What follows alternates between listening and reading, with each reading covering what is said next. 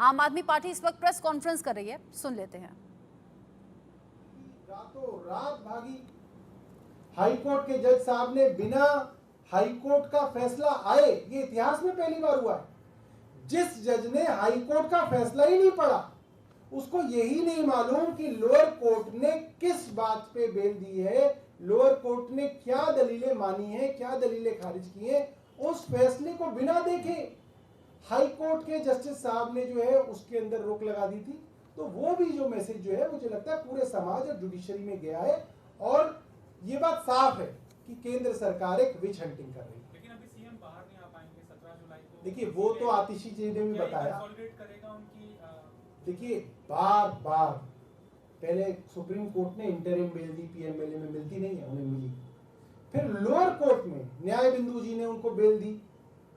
अब देश की हाईएस्ट कोर्ट ने उनको इंटरिम बेल दे दी।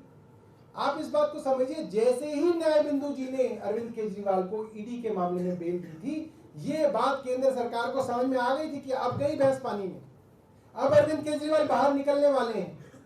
इसीलिए सीबीआई जो है रातों रात अरविंद केजरीवाल के यहाँ गई, तिहाड़ के अंदर उनको उन्होंने अरेस्ट किया।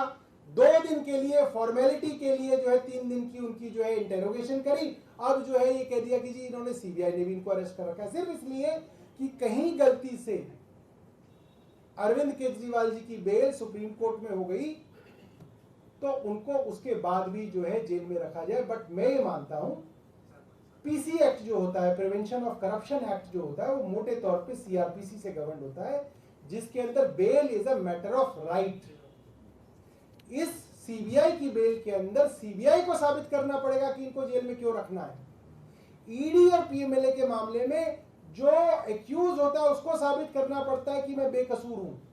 तो इसके अंदर जो बर्डन ऑफ प्रूफ है वो सीबीआई के ऊपर है और मुझे लगता है सीबीआई में तो बहुत सारे जो एक्यूज हैं एक्साइज केस के अंदर उन सबको बेल मिल रखी है।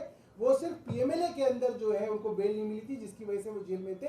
तो it's a matter of I think some time कि ये सीबीआई की बेल के अंदर जो मामला आएगा तो हमें उम्मीद है उनको बेल मिलेगी और अरविंद केजरीवाल जी दिल्ली के लोगों की सेवा करने वापस जो है लौटेंगे।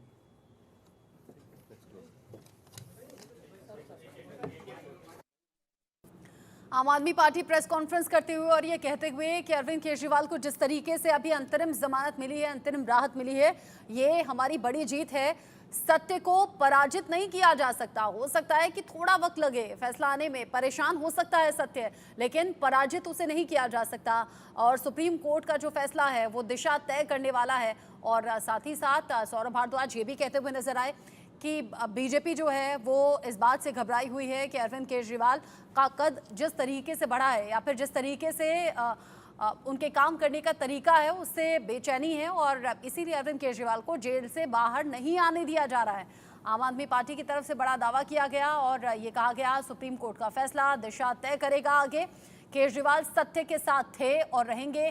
केजरीवाल की रिहाई रोकने के लिए ही सीबीआई आई, क्योंकि ईडी वाले मामले में पहले ही राउज रेवेन्यू कोर्ट ने अंतरिम जमानत दे दी थी, फिर हाई कोर्ट का रुख अचानक से किया गया ईडी की तरफ से, फिर अब ऐसे में सीबीआई की भी एंट्री हो गई और सीबीआई की एंट्री के बाद अब हम देख रहे हैं कि ईडी वाले मामले में सुप्रीम कोर्ट से राहत मिल गई है, लेकिन सीबीआई वाले मामले में अभी भी जेल में ही रहेंगे अरविंद केजरीवाल।